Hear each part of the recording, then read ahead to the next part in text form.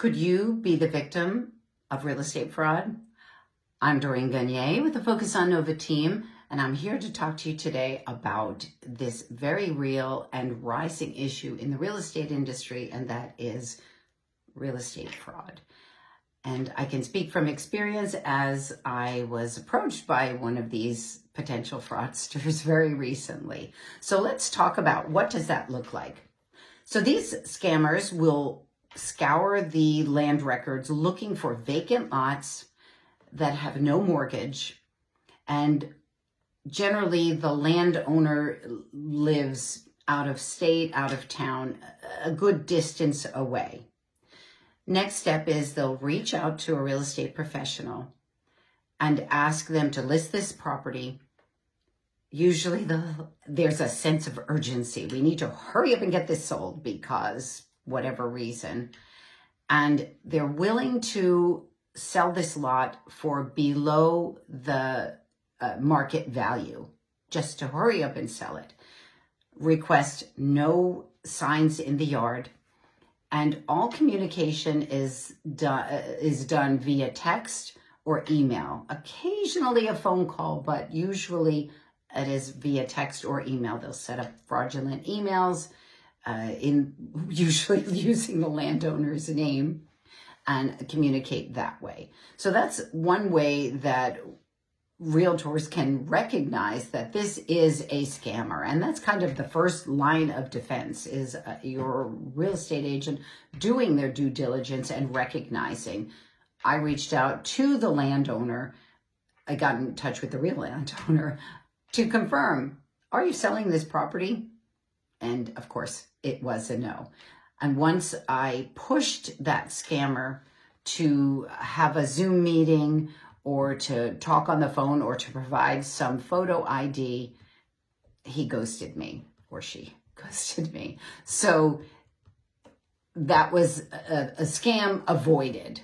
But what can you do? Again, the first line of defense is a real estate agent recognizing that this is in fact a scam, and that usually is pretty evident, but sometimes these scammers are pretty savvy.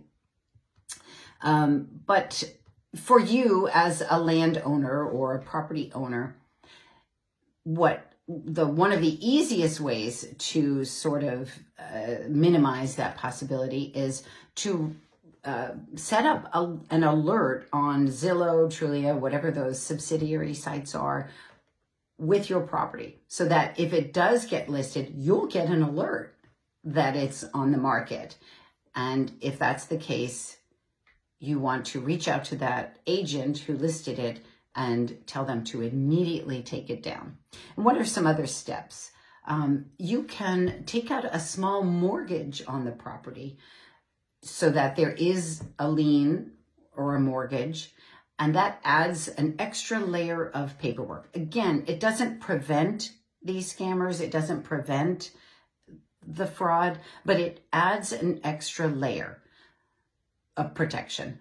And then you can put the property in a trust, again, not avoiding or preventing, but adding that extra layer of paperwork that needs to be verified by a title company to get it sold.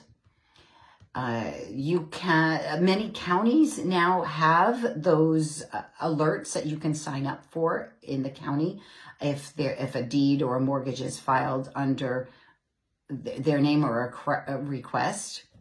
You can make sure that you review your property record to make sure it's still in your name. So you need to be vigilant, particularly if you are the owner of some vacant land. Being vigilant is probably the best defense here. So whether you're a landowner, a realtor, a buyer, or a title company, if you suspect scam or fraud, first thing you want to do is report that incident to the local and the federal agencies. So you, in Fairfax County, you can report this crime to the Financial Crimes Online Reporting, which is FICOR. We call it FICOR. And you can find that at fairfaxcounty.gov. And that link is down below if you need that. You can also file a report with the FBI and Internet Crime Compliant Center, and that information is below. And you can also file with the U.S. Secret Service, the Cyber Crimes Investigation Unit, and that information is below.